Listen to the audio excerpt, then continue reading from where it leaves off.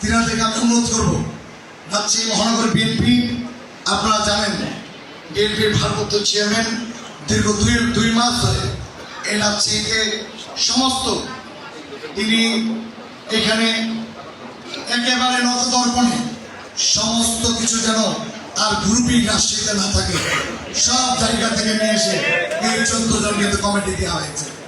অতএব এই কমিটি আরো বৃদ্ধি করবো ইনশাআল্লাহ। আমরা আপনাদের কাছে কাউকে আমরা বাইরে রাখতে চাই না, আপনাদেরকে আমরা সম্মান দিতে চাই, আপনাদেরকে আমরা মর্যাদা দিতে চাই, আপনাদের কাছেও ঠিক একইভাবে আপনাদের স্নেহ ভালোবাসা আমরা পেতে চাই, আপনাদের কাছেও আমরা সহযোগিতা পেতে চাই। আজকে আসলে রাজনৈতিক বক্তব্য না, মামার যেহেতু নির্বাচনী এটি আমাদের মূল কারণ। আমি যেহেতু প্রথম সেক্রেটারি হিসাবে একত্রিত সবাইকে এখানে পেয়েছি, সেই জন্য আমি হয়তো আপনাদের কাছে আমার ব্যক্তিগত কিছু কথা বললাম।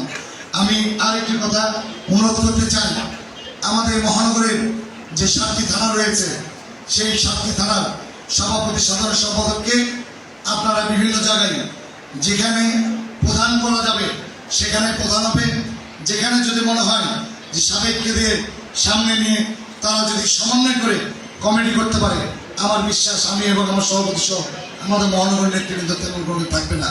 তবে যখনই আপনি আমাদের মহানগরে যেখানে নেতৃবৃন্দ থাকবে, আমাদের থানার নেতৃবৃন্দ থাকবে, ওয়ার্ডের নেতৃবৃন্দ থাকবে, তাদেরকে আপনারা আবার অনেকে তাচ্ছিল্য করবেন, এটা কিন্তু ঠিক হবে না।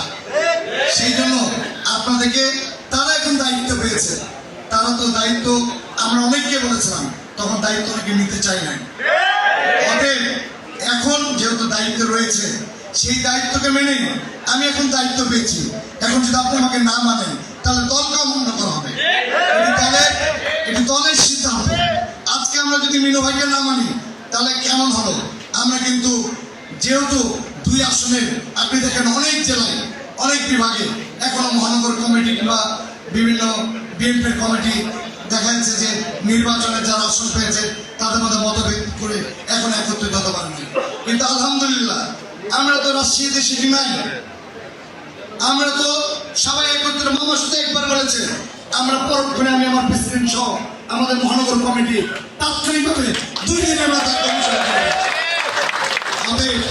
আপনাদের কাছে আমার সবিনয় অনুরোধ থাকবে, আমি মহানগরের জেনারেল সেক্রেটারি হিসেবে আপনাদের কাছে অনুরোধ করতে চাই যে পূর্বের যদি কোনো কিছু থাকে, প্রতিযোগিতা থাকবে, এটা সারা জীবনে থাকে। আমরা একটি অর্গানাইজেশন টিম, এই টিমে 11 জন প্লেয়ার নিয়ে কিন্তু মাঠে খেলতে হয়। এটিও কিন্তু মিনু সাহেবের আমার মামারই বক্তব্য। 11 জন প্লেয়ার থাকবে, তারা খেলাধুলা করবে, যে ভালো খেলবে সেই ম্যান অফ দ্য ম্যাচ হবে। অতএব আপনারা এখানে কেউ অনেকে হতে চেয়েছেন, সেক্রেটারি হতে চেয়েছেন, প্রেসিডেন্ট হতে চেয়েছেন, ভালো জায়গায় যেতে